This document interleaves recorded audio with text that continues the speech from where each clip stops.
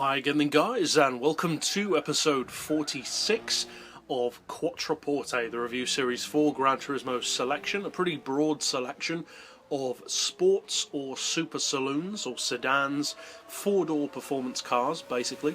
And in this particular pick we are featuring another one of the sports sedan offerings from Japan. Japan of course has a pretty strong selection of sports sedans especially, rather than full-on super saloons on Gran Turismo 6. And this particular model is one of those cars which, like many others, is very easy to overlook. And in the case of Mitsubishi, which is of course where this car comes from, that's really an easy thing to do, because Mitsubishi has such a strong selection of sports sedans, most notably of course all the generations of Evo, that anything non-Evo is pretty much automatically going to be considered second in the minds of most players. You just automatically think of the Evo first. Likewise with Subaru, you automatically think of the Impreza rather than the Legacy. Now this particular model is essentially Mitsubishi's equivalent of what the Legacy is to the Impreza, because the car is of course the Galant, which is similar to the Legacy. As I said, it's the similar but at the same time slightly more sensible, more grown-up brother, if you will, to the Impreza, or to, in this case, the Evo. Now this car debuted before the Evo became a real legend, and it wasn't as appreciated as the Evo would become, and that's a real shame, because the Galant and also the later Legnum are really good alternatives to many other sports sedans, and in some ways even the Evo. Personally, I prefer the Legnum, especially the VR-4, to most Evos. I think it has more of an understated but at the same time slightly classier and more aggressive look to it. The Galant has never really been one of my favourites, but it's still a car that I respect because of how good it is. Now this particular model of the Galant has a 2-litre turbo engine, all-wheel drive, like the Evo would end up having, and it produces a pretty decent spec. It basically shares the same kind of advantages that you would expect from an Evo, and by inference the same disadvantages. It has 440 horsepower, 346 foot-pounds of torque, and it's lightweight.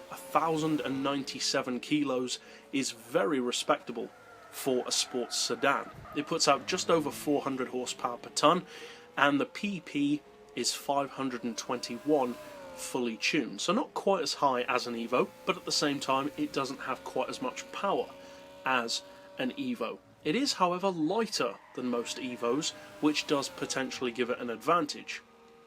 Now as far as price, it's Japanese, so unsurprisingly the value is very good. It's less than 28 grand.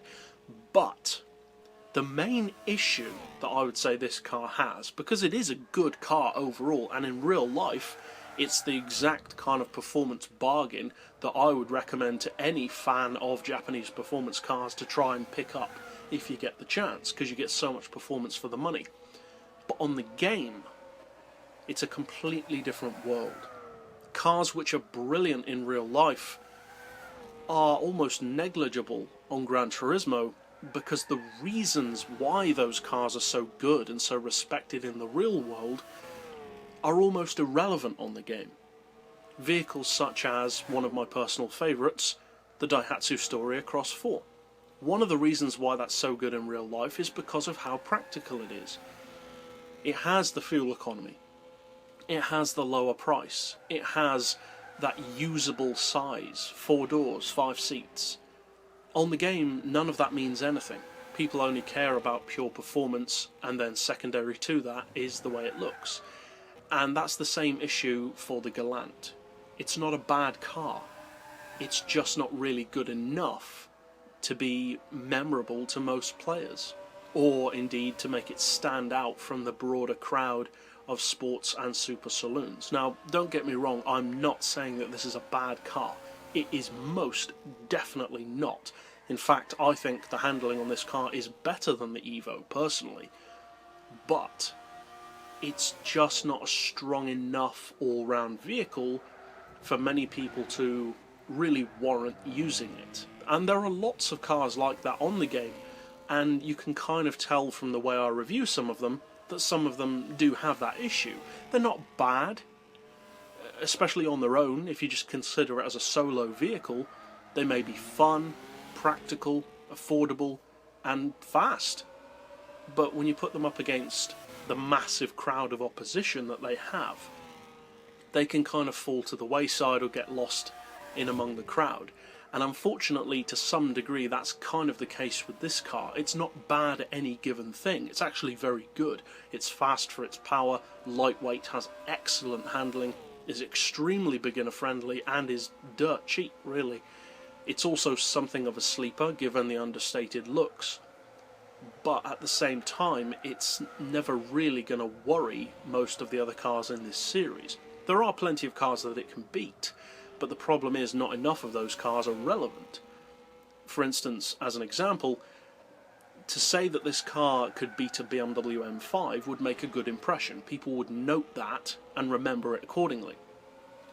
But that's only one car, but it would make that much of an impression. Whereas if I can say it can outrun Lexuses, Peugeots, Citroens, Ford Tauruses, sure, that's more examples, but people just don't really care because they don't view those cars as a big match-up in the first place.